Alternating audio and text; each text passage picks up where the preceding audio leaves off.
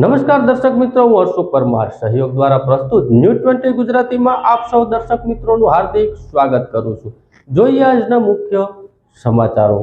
લોકશાહીના મહાપર્વમાં Junagadh ST bus સ્ટેન્ડમાં મતદાન જાગૃતિ માટે ગરબાનું આયોજન કરવામાં આવ્યું। મતદાન જાગૃતિ માટે તંત્ર દ્વારા આગવો પ્રયાસ કરવામાં આવ્યો। એસટી બસ સ્ટેન્ડમાં મુસાફરો તારીખ 7મી મેએ અચૂક મતદાન માટેના પણ શપથ લીધા હતા। જિલ્લા ચૂંટણી તંત્ર દ્વારા મતદાન જાગૃતિ અર્થે એક આગવો પ્રયાસ કરવામાં આવ્યો છે। જૂનાગઢ એસટી બસ સ્ટેન્ડ ખાતે ગુજરાતની આગવી ઓળખ એવા ગરબા કરી 7મી મેએ અચૂક મતદાન કરવા માટેનો સંદેશ આપ્યો હતો। મહાનગરપાલિકા સંચાલિત આંગણવાડીની કિશોરીઓ ઉપરાંત પરદીધામના ગરબા કર્યા હતા।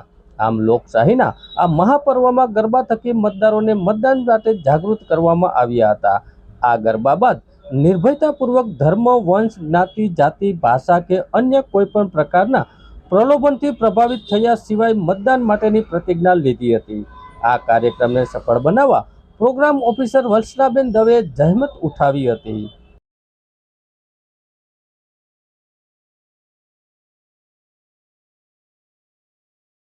સપરિવાર મતદાન કરવા જઈશું। આવો આપણે ગુજરાતનું નિર્માણ મતદાન કરીશું સહપરિવાર।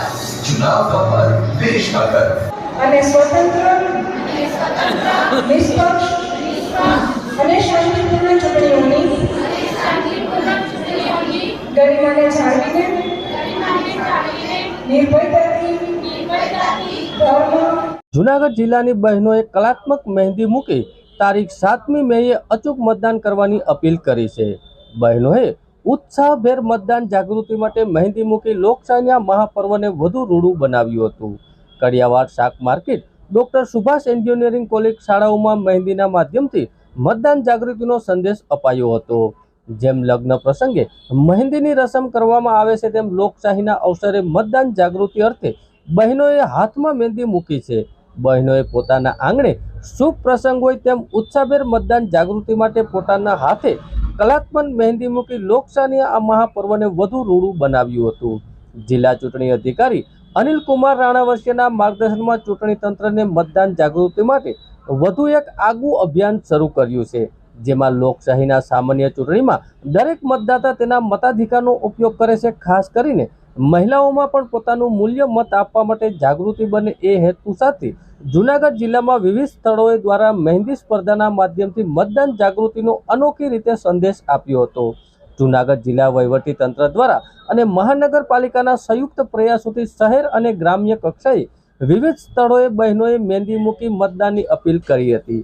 જૂનાગઢ શહેરના કડિયાવાડ શાક માર્કેટ, મોટી શાક માર્કેટ, વાંજાવડ, doctor Subhash engineering college, Shahpur ગામે સખી મંડળ તેમજ મહિલા મંડળ, આંગણવાડીઓ, પે સેન્ટર શાળાના મતદાન જાગૃતિની થીમ સાથે મહેંદી મૂકવામાં આવી હતી। જૂનાગઢ શહેરમાં લોકસભાની ચૂંટણીને લઈ એ ડિવિઝન પોલીસ સ્ટેશનના પ્રદીપ ચોકી તથા ધરાનગરના ક્રિટિકલ અને વેલ્ચ્યુરેબલ બૂથ વિસ્તારમાં બીએસએફના ક્યુઆરટી તેમજ એસઆરપીના જવાનો દ્વારા ફ્રૂટ પેટ્રોલિંગ કરવામાં આવ્યું।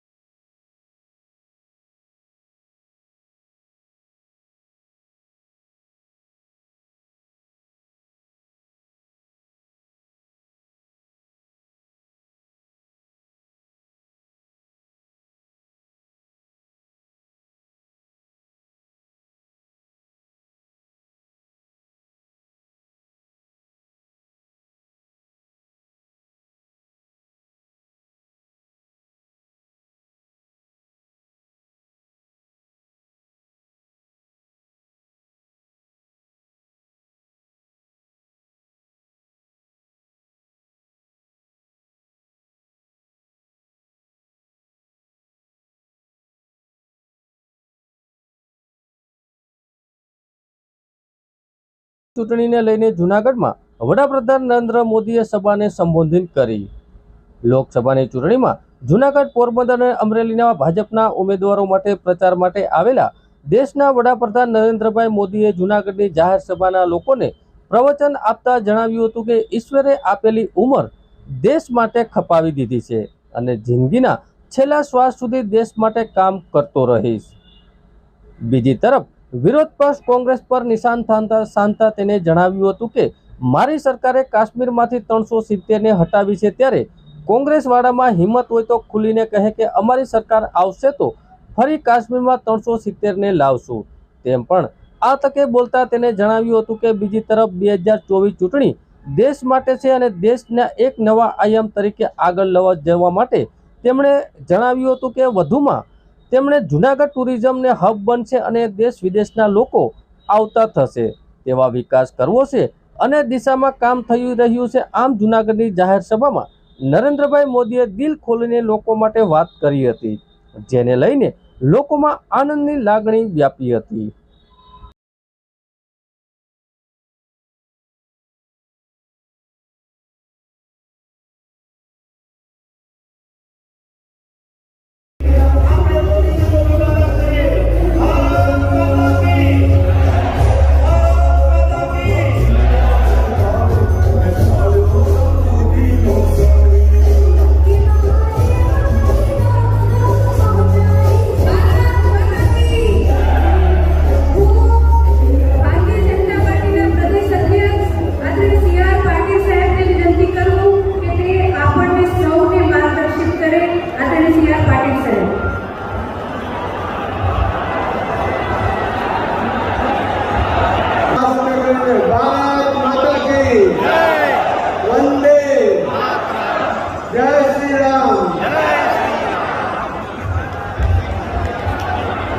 ભારતના તમામ નાગરિકોને ગૌરવ અપાવનાર, ગરીબોના બેલી એવા દેશના આદરણીય પ્રધાનમંત્રી શ્રી નરેન્દ્ર મોદી સાહેબ, જાહેર ઉપસ્થિત લોકસભાના ઉમેદવારો અને આગેવાનો અને વિશાળ સંખ્યામાં ઉપસ્થિત સર્વે ભાઈઓ અને બહેનો, આદરણીય મોદી સાહેબના 10 વર્ષના કેન્દ્ર સરકારના શાસનકાળની અંદર અનેક ઇતિહાસ મોદી સાહેબે રચ્યા છે.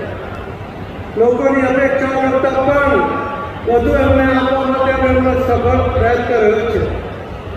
એમના સમયની અંદર કોરોના જેવો મહારોગ જ્યારે મોં વકસીને ઉભો હતો ત્યારે પણ બીજા દેશો પાસેથી કોઈ વેક્સિન આવશે, આપણા દેશના લોકોને આપીશું એની રાહ જોવા વગર આખા દુનિયામાં વિકસિત દેશો કરતાં પણ પહેલા આપણા દેશના સાયન્ટિસ્ટોને પ્રોત્સાહિત કરીને એમની પાસેથી એમને ટેલેન્ટનો ઉપયોગ કરીને મોદી સાહેબે આ દેશના 100 કરોડ લોકોને બંને વેક્સિન એ મફતમાં આપી હતી.